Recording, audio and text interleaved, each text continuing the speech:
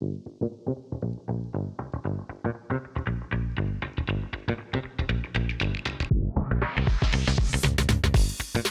back to the Commerce Collective, a podcast brought to you by Flywheel.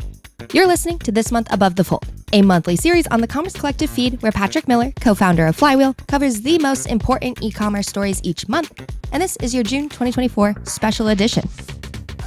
I'm Emma Irwin, brand marketing manager at Flywheel and host of this podcast. Let's get right into it. Patrick, how has your month been? How has the cycling been going? Did a mountain bike race over the weekend. The first half was fun. The second half, things fell apart, but it was fun. But my wife and I did a 6-hour race together and we won. So 3 years running of winning that. So that was fun. And and it's hot. Yeah, very hot.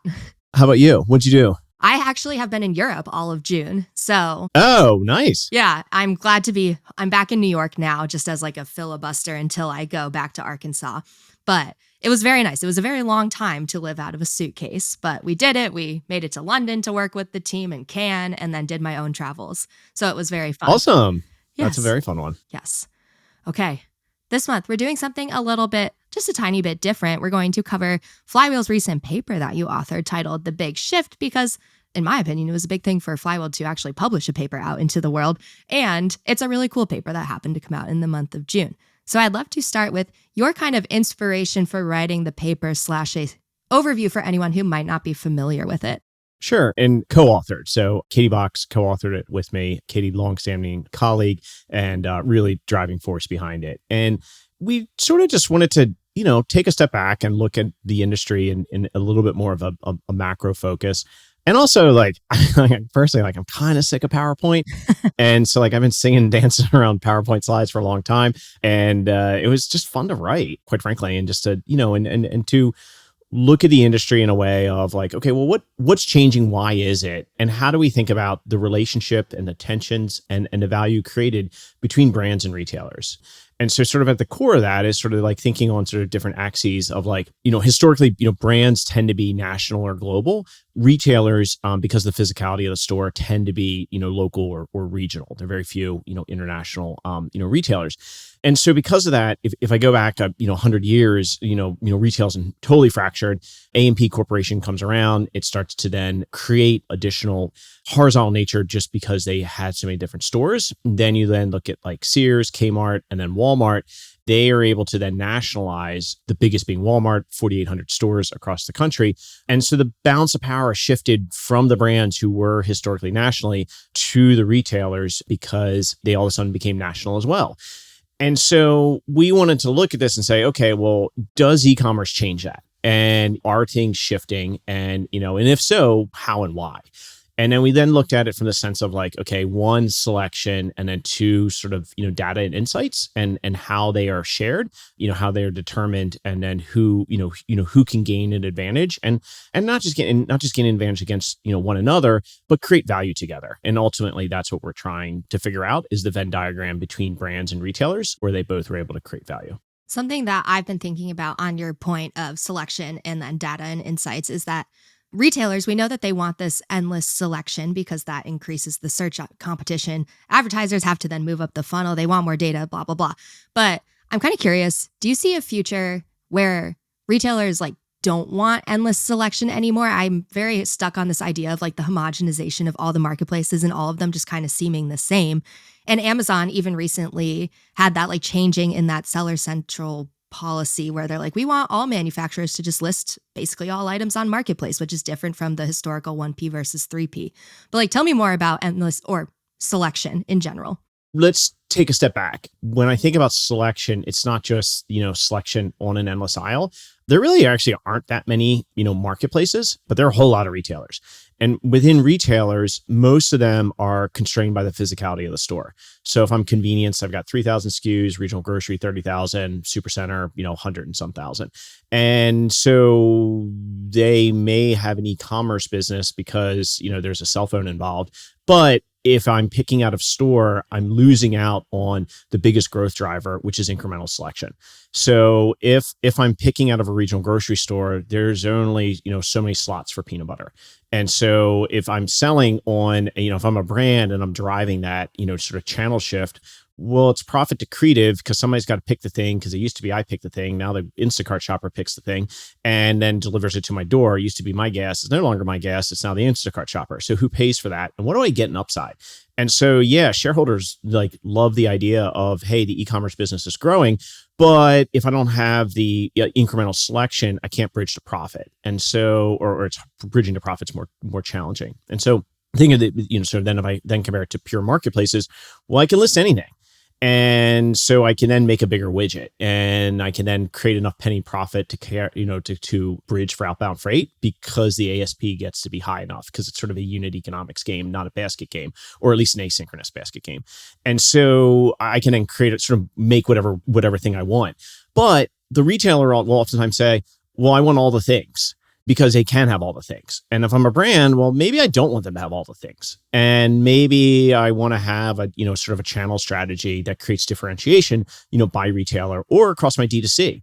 And so, whereas like in traditional brick and mortar retail, the game is selling into the retailer. And like, how do I get, my face out? How do I pay slotting to get the eye level?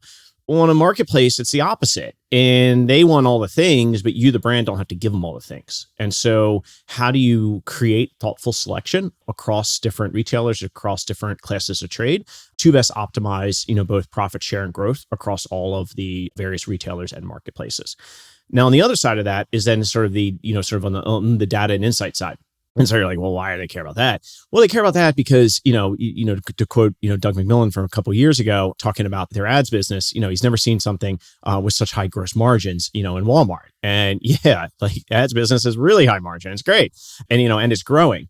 But if I'm a brand, well, why am I going to invest? What at this point, what the hell is the difference between all these RMNs? Like if I have one more person come up to me telling me that like I can buy on their DSP, so what? Like it's especially when you start getting to where brands have lots of distribution. And so, there has to be a reason for me to give them a nickel. And so if I'm going to give them a nickel, what are the insights they can give me? And oh, by the way, if I'm a consumer brand, I've never had closed loop before. And this is the thing that I don't people get. The closed loop is such a big deal. Yes, the ultimate outcome is sales, but it's really just the ability to see of, sort of how a customer is interacting throughout, versus if I go back like 5 years ago and people were buying on a DSP and I'm a consumer brand without a DSP or without a D2C, what are the metrics I look at? Like clicks, so what? Nobody clicks on ads, or it's a fat thumb half the time. Is it view through? Like, maybe there's 20 other ads at the same time. And so there's no way to actually see efficacy without a closed loop. And so now that retailers have this, they can then expose that to the brands.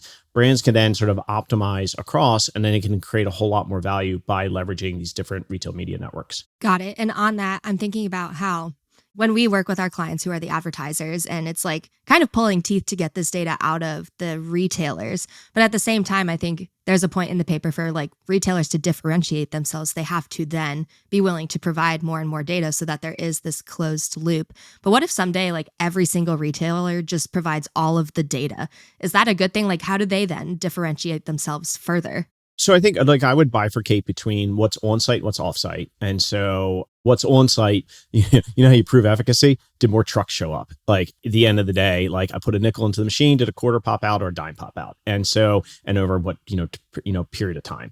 And then on the sort of more like call it brand building side, personally, like I see a future where you're just going to have a couple of huge marketplaces and that they are then sort of the new walled gardens, because they're going to have, at least for consumer brands, because they're going to have the closed loop. And so as evidenced by, Walmart goes out and buys Vizio, Amazon opens up Prime Video as well as APC, to sort of both get additional publishers as well as ability to deliver video. And so if it becomes those two, sort of at least in my very American perspective, if they become the two dominant players or continue to be the two dominant players, it will then be a game of all the pubs stack on top. Why would all the publishers work with them? Well, because brands will be willing to pay more if they have higher yield and you can see a closed loop. And oh, by the way, all the publishers used to be just chasing, monthly active users. Now all of a sudden they care about EBITDA. So they have to increase their yield, and which then, sort of how do they do that? Well, partner with the retailer that can then close the loop. So you then have sort of like those two of the dominant ones, sort of publishers. I think, we're certainly seeing in the marketplace, like they're going to, there's going to be merging there. Everybody's got streaming fatigue. As they do that, they're looking for additional revenue. So they'll then partner with Vizio. They'll then partner with Amazon. And then that then creates a new avenue for brands to go after, sort of using the closed loop in upper funnel to prove how upper funnel then translates into, cases shipped. And doing it deterministically. I mean, it's going to be a combination of determinism and probabilism, but that's sort of the other thing I'm trying to work on. I'd love to move into another theme in the paper, which I'm sure nobody is surprised that this made it in here, but this entrance of the Chinese marketplaces like Temu into the Western market. And so not only do we have the different Western retailers competing with each other, but they also have this newer force to work against as well. And so I'm thinking about how like Temu and Shein, for example, they're in categories they focus on categories that are slightly different from Amazon and Walmart. But at the same time, we just saw, and this is a nice little insert of Ecom News into this episode, Amazon's going to make its own little clone of a discount store. And so can you tell me about this? Like what's going on here with Amazon and how this all ties together? You remember sort of like the famous Bezos quotation of, what will continue to be true 20 years from now or whatever. And, fast shipping is one of them. Yeah, for cough syrup and condoms, yeah, you need it right away. But for a Temu t-shirt, like, I don't care. I can wait a week. And not only that, like Amazon has even shown that like, they're consolidating boxes and they're saying, hey, have it all delivered in one box, do it on Prime Day, or it'll even give you like little nudges in there. Cause like, it's just too much cardboard. And so, and you don't need it, you don't need a fidget spinner right away. So, Temu has said, yes, that, and they are saying like, okay, takes a week to get it. And, we have called a loophole, called, whatever, but the de minimis provision, within sort of when you think about tariffs. And so that then saves them, 22 points, sort of right off the bat. And if you compare that to like Amazon's advantage, 10, 15 years ago with sales tax, it's like 4 to 5 times the advantage. So people then go out and then it can get the stuff and it's really inexpensive and it takes a little while, but who cares? Cause like, it's just another dinosaur t-shirt for my toddler. And I don't care if it takes a week. So they've been able to sort of take a lot of share, both Temu as well as Shein. And Shein's actually getting ready to, is preparing to list on the London Stock Exchange. So we'll actually get a view as far as like, how big the thing really is. I think it's likely going to be the largest apparel retailer in the world, once they list the numbers, but we'll see. So anyway, so they're taking advantage of the idea that they're sending onesie twosies into the States. They don't have to pay a tariff as opposed to Amazon, where you put it on a pallet and then you pay 22 or 23 points, whatever it is. And so Amazon is now saying, oh, I don't know, like we're going to then create the same thing and then, ship them in, onesie twosies from overseas. The other one I think is actually interesting with this is like getting back to the idea of selection. It's like, how much is too much selection? And one of the things we've seen recently is like, Amazon created like this auto variation rule like a few years ago. And so like my favorite one is like you search for, furnace filter and it's like nothing but Filtrete, at least it was like 5 years ago. And so Amazon, well, why? Because it's like, it's a great brand. They're share leader, they've early on Amazon. And then Amazon said, hey, we're now going to collapse all these ASINs into one big variation. So you search for furnace filter and it's just one Filtrete and then basically blank space. So what happens? Well, a bunch of like Chinese hacks like create a bunch of shitty selection that is just like, is poor. It's the same damn ASIN all the way across. It's just like a slightly different brand name. Well, that's an awful CX. And so, so your SERP in certain ways, like there's like there's almost too much selection. And so how do you pull it back a little bit? And so we're seeing sort of changes in how they think about variation to allow a better CX to help sort of the brands that people are looking for own a little bit more of the SERP via the variations, as opposed to just going through the auto variation, which just in certain categories incites just additional sellers that don't actually add a lot of value. Interesting. I've never actually thought about like the purpose of the automatic variations making more space on the search results page. I remember I'm still haunted to this day by trying to undo some of the automatic variations that would happen. Just because you can, doesn't mean you should. It's just an unintended consequence of it. And so I think, folks are starting to figure that out. But this then gets back to the idea of selection. And so it's like, for a marketplace, your 6-foot set is a query. And so it's sort of like, okay, well, what happens when somebody types in that query? And then, where do the clicks go? Where are the conversions? And sort of what's the yield on the query? I'm thinking about this is like a very meta question, but I think consumers in general, especially American consumers, are quite attracted to this kind of buying things at the lowest cost sort of dynamic. And with Amazon making their own version of Temu and then Temu itself, like brand doesn't really matter. What does this mean for like the big national brands kind of as we go forward into the future of e-commerce? Yeah, it's an existential question of what a brand is. And I would argue that like throwing your logo on something that you bought off of Alibaba is not a brand. And so it is. So when you think about brand, it's sort of like, okay, what's second moment of truth? What is differentiated about it? Is it a superior product or not? And then the brand ladders off of that. And so many of these things are commodities that they're kidding themselves, that they are brands. And this then goes, if you look back a few years, it's like all the Amazon aggregators that said they were buying brands. They weren't brands with a few exceptions, and they were, buying widgets with charming logos. And we all know how that turned out. So, so it's sort of like, okay, well, what is a brand? How do I differentiate across these? And I think that's a huge one, for sellers to figure out. And so it's like, if you look at the continuum of sellers, going back 10 or 15 years, okay, 15 years ago, they were all arbitrageurs. Then they became, sort of pulling in stuff from Alibaba, putting a logo in it. Now they're trying to figure out, hey, how do we verticalize? How do we differentiate? And that's ultimately, I think, a very good thing. However, at the same time, the Chinese factories are figuring out like, hey, they can create brands too. And so that becomes a really interesting tension point longer term. And then to your point earlier about sort of Amazon's recent changes around standards for brands, it seems like what Amazon is saying is, hey, you brand, you can list and sell, as a seller. We as retail may want you as a vendor.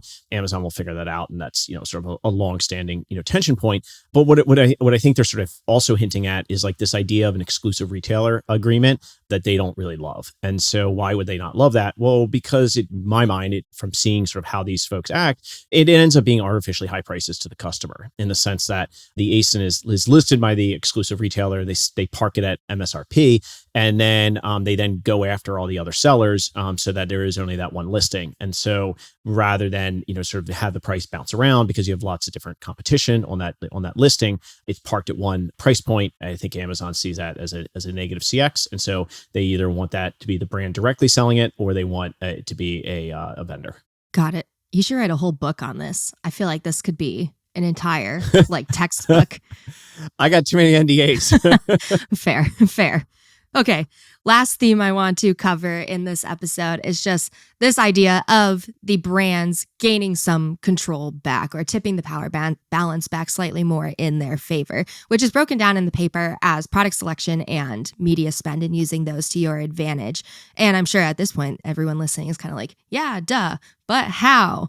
Can you kind of elaborate on just what you see as the way for brands, in conclusion, to sort of tip some of that power back to them?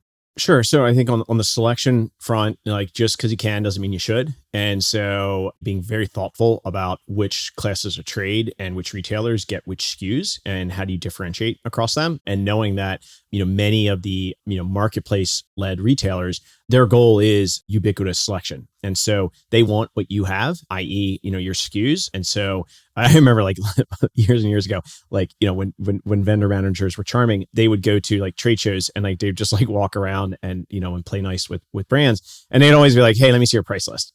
It's just like, don't do it, because they would just, they would set up everything and then crap it out and whatever and have back and forth. And so, sort of one, being thoughtful of like, what do you list when, where, and holding some SKUs back, having some just for your D2C to pull people in, like certain color variants. Apple does an excellent job of that in pulling people in, to the D2C, but then also leveraging Amazon for Walmart, for things like, AirPods, accessories, and then an interesting exclusive with Walmart across one of the MacBook Airs, a lower ASP. And then on the data side, if I'm an advertiser, if I'm a brand, well, all the retailers want this thing because it's high gross margin and they've never seen high gross margin before. And this is in a lot of ways powering their share price as they build out these retail media offerings. And so in exchange for your dollars, like, what do you want? And, what are the insights that you want from your customer to better understand the efficacy of your advertising and to be able to then compare it to other advertising, channels? There is this overarching question of like, is it trade? Is it brand? Is it shopper marketing? Yes, it is. And so, sort of how do you sort of allocate those dollars across the various retailers, thinking of cost to serve, but also the different media properties. And so how do I compare Google to Meta to Amazon to Walmart to Instacart, and getting to the point where, one, sort of understanding sort of the power of the advertising, but also then what does that then do to retail, both on and off of those sites, to create a media mix and a sales strategy and really pulling those together to drive forward the advantage. Very good. Very good. My last question for you is, I feel like we'd be remiss now that it's July 1st. Something big's coming up in a couple of weeks, which is Prime Day. I know you don't like predictions, but like, What are your thoughts on Prime Day? And if you can tie it back to anything in the big shift, go ahead. I think it will, from a macro perspective, you're seeing, discretionary goods, sort of slowing relative to sort of the inflation because of CPG. People are biasing towards the necessities, just in we're still in an inflationary environment. So, which then drives, promo to be much more important to move units. So as brands, it's sort of like the correct strategy is yes, you advertise and you have a promotion, but like the promotion's more important than the advertising, no matter what your ad exec tells you, because people are looking for deals. And so, the winners, especially in this sort of environment, will be the ones that then promote and then use that information to then engage with those customers long term to turn them into, a valuable, customer relationship. So it's a great way to use AMC to say, hey, I picked up these folks, during Prime Day. A little tidbit though, it's interesting. If you look at the CIDs over time, the ones that you acquire on Prime Day, when they tend to repurchase? Turkey 5 or Turkey Infinity, whatever they're calling it now. And so, because a lot of times they end up being very price sensitive customers. And so, sort of it is a watch out that you may just be fueling deal seekers as opposed to sort of sincere relationships with folks. I'm definitely not one of those people. I've definitely never done that before. So bought a new. I buy the same thing every single Prime Day.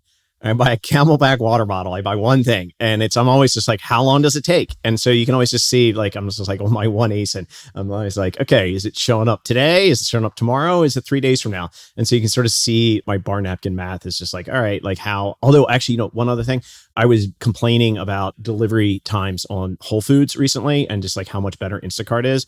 It's like now like Amazon it's amazing now. And you can just like, you pull up Whole Foods Refresh and it's like time blocks all over the place. So the network is getting better and better, which is ultimately Amazon's key advantage.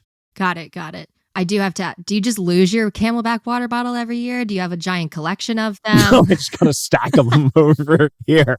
Okay. But I do lose a lot of them. And yeah. Yeah, I figured we'd wrap up on, okay, this has to be a lot of Camelback water bottles by now. Yeah, they're great. It's a great water bottle. I mean, if you're looking for a water bottle, it is, by far the best. I believe it. All right. That can wrap us up. Love it. And that's it for this month's e-commerce news and The Big Shift. Tune into next month's episode where we'll return to our regularly scheduled programming covering e-com news exclusively. If you want to read the Big Shift white paper from Flywheel, head to the link in the description of this episode and you can find it right there. I'm Emma Irwin, and I'll see you next time.